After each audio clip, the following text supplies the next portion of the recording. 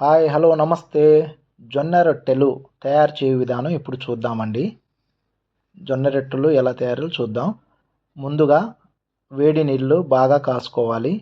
వేడి నీళ్ళు కాసుకున్న తర్వాత ఇదో పిండి చూపిస్తున్నాం కదా, ఈ పిండిని ఆ వేడి నీళ్ళలో వేసుకొని మనం ఏదైనా కర్ర కానీ పప్పు గుంతి కానీ ఆ పప్పు గుంతి పట్టుకొని బాగా కలుపుకోవాలండి. వేడి నీళ్ళలో బాగా కలుపుకోవాలి.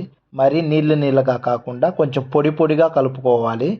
పొడి పొడిగా కలుపుకున్న తర్వాత మనం అదే పిండిని ఒక ప్లేట్లో కలుపుకొని నీళ్లు చల్లుకుంటూ బాగా మెత్తగా చేసుకోవాలండి. అప్పుడు మనకి రొట్టె అనేది బాగా వస్తుంది. పిండి లేకుండా రొట్టె వస్తుందండి, నీళ్ళ మీదే రొట్టె వస్తుంది. ఈ విధంగా మనం మెత్తగా చేసుకోవాలి.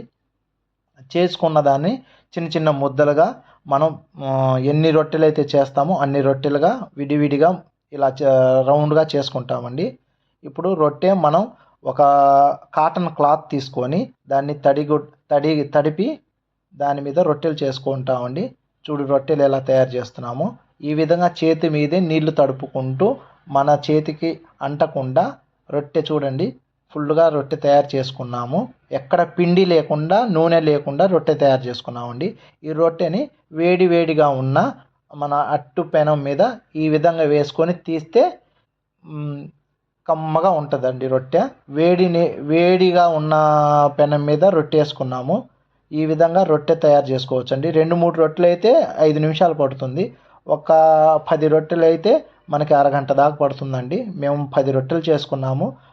ఏ కూర మీదైనా ఈ రొట్టె చాలా టేస్ట్గా ఉంటుందండి. పచ్చ జొన్న రొట్టెలండి. Thank you.